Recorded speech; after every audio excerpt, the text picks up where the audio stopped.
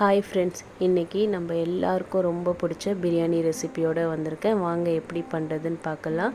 எண்ணெய் 100 கிராம் எடுத்து ஆட் பண்ணிவிட்டு பட்டை, கிராம்பு, ஏலக்காய், நசிப்பூலாம் ஆட் பண்ணி பொரிஞ்சோடனே வெங்காயமும் ஆட் பண்ணிக்கலாம். அப்புறம் பச்சை மிளகாய் ஆட் பண்ணி நல்லா வதக்கி விட்டுக்கோங்க.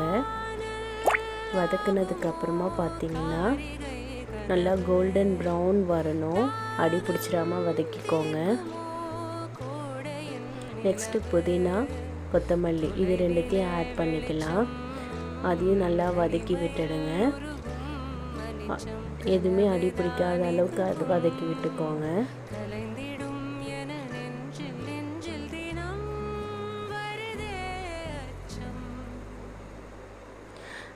தனி மிளகாய்த்தூள் இதோட அளவெல்லாம் பார்த்திங்கன்னா நான் முன்னாடியே கொடுத்துருப்பேன். அந்த அளவுக்கு எடுத்து வச்சுக்கோங்க.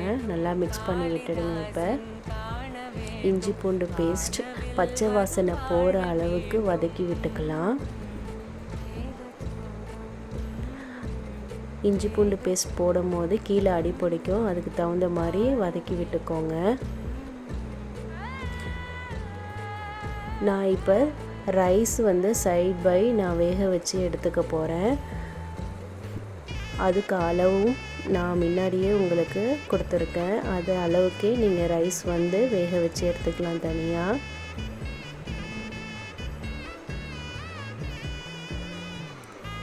இப்போ இஞ்சி பூண்டு பேஸ்ட்டோட வாசனைலாம் போயிடுச்சு. இப்போ தயிர் ஆட் பண்ணிக்கலாம். நம்ம ஆட் பண்ணி வதக்கி விட்டுக்கலாம்.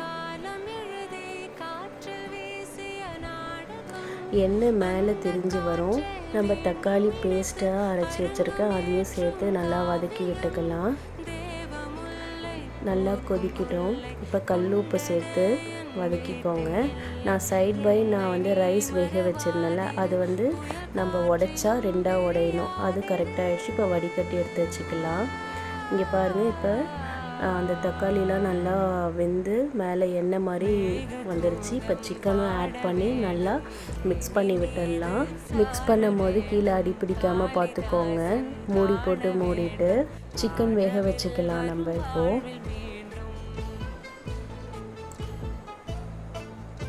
இப்போ பாருங்கள், நான் எடுத்து வச்சிருந்த 800 கிராம் வாட்டரை ஆட் பண்ணி இப்போ கலந்து விட்டுக்கலாம். நம்ம கலந்து விட்டதுக்கப்புறமா நல்லா மேலே கொதித்து ஆயில் பிரிஞ்சு வரணும். வந்ததுக்கப்புறமா மூடி போட்டு மூடி வச்சிடலாம். ஒரு 10லேருந்து 15 நிமிஷம் வேக வச்சு எடுத்ததுக்கப்புறமா பாருங்கள், உங்களுக்கு வேகாத மாதிரி இருந்தால் இன்னும் ஒரு 10 நிமிஷம் வேக வச்சு எடுத்துக்கோங்க. இப்போ வெந்ததுக்கப்புறமா நம்ம வேக வச்ச ரைஸை கொஞ்சம் கொஞ்சமாக ஆட் பண்ணிப்போம்.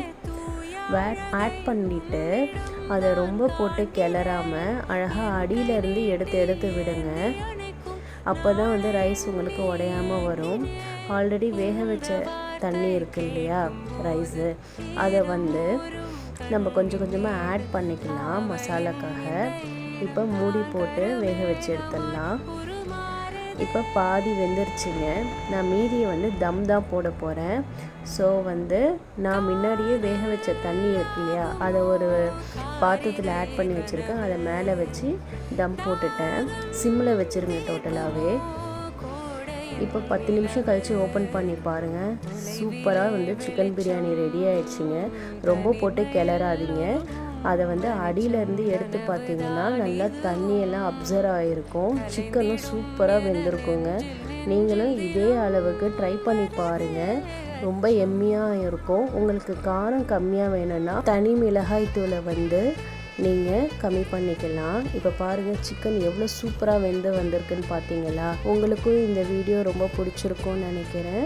என்னோடய சிக்கன் பிரியாணி உங்களுக்கு பிடிச்சிருந்துச்சுன்னா ஒரு லைக் பண்ணுங்கள், சப்ஸ்கிரைப் பண்ணுங்கள். ரொம்ப ரொம்ப தேங்க்யூ ஃப்ரெண்ட்ஸ்.